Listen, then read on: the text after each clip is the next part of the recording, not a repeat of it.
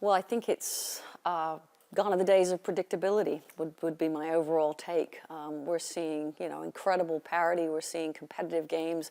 We're seeing debutantes making noise, powers going out of the tournament. I mean, I think to date it's probably been the least predictable tournament we've seen.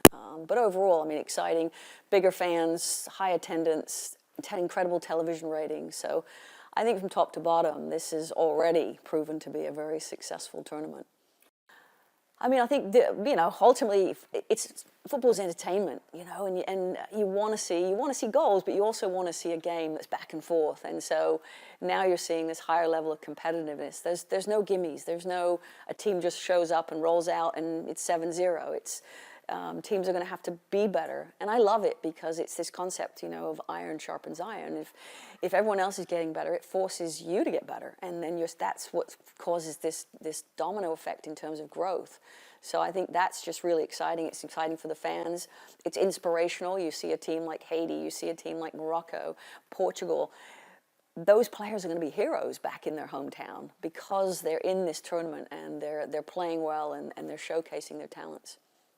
Certainly, I think we're seeing a lot of teams giving less space on the pitch. There's a lot more compactness, front to back, side to side, more space on the flank space because we're so compact centrally, which now lends itself to seeing more crosses, more corner kick, set piece opportunities, and I think now, I think the level of goals we're scoring off of set pieces, I see that increasing. So, take away the space central, more flank play, going to lead to more corner kicks, and we're seeing a lot more goals in that regard. So I think it's just, it's just overall a commitment to keeping tight lines. We're seeing less numbers of lines being broken. Which again lends itself to the fact that it's just very compact and tight out there. I just think overall the level of organization, defensive sophistication is making these games a lot more competitive. I think goals are coming out of transition, so now how do we limit those transition moments? Japan is a perfect example of a team that's highly organized, sits in their block, 5 in the back, and then when they win it, they transition and they score multiple goals.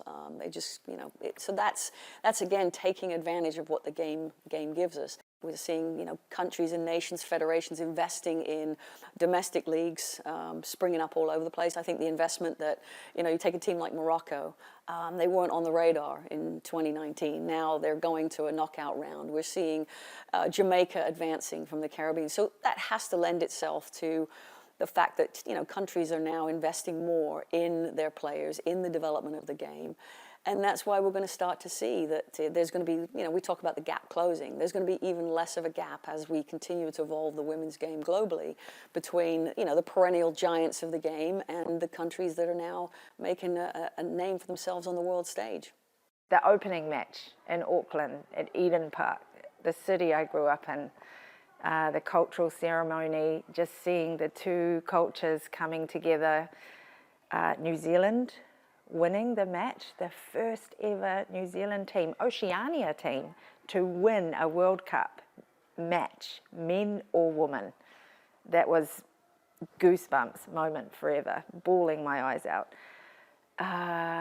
Australia, match 2, sold out stadium, biggest ever women's football match in the country, incredible game, atmosphere. There's been so many moments, and I feel so privileged to be able to be part of this and to be going to these matches and to be part of this massively momentous moment in time. It means that what we're doing every day away from this World Cup, the hard slog that we're doing every other day away from the stadiums and the bright lights and the big flashiness of a World Cup, it's working. Like every day we're grinding, working with our member associations. There are amazing people all over the world who are developing women's football passionately, and to see the results at this tournament, it's like a reward. And I feel so proud of what FIFA has done to build it to this point and to get it to this point where there are millions and millions of people around the world tuning in to watch it. as well as the millions who are filling the stadium in more than 200 territories. That's global. That's global. And it's incredible. Our athletes are being showcased. Our sport is being showcased. These two incredible host countries are being showcased. The cultures. I mean, I can't even remember the number of conversations that I've had until today with people who have come from overseas, who have commented about how special it is to have a welcome to country in First Nations and in Māori when the teams are coming onto the field. People think that is so special and meaningful, and it is, and it's so unique.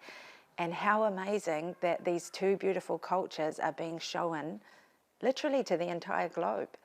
And I don't think there's any other platform that could showcase the cultures like that in such a special way. And that's so meaningful, especially having grown up in this region. Yeah.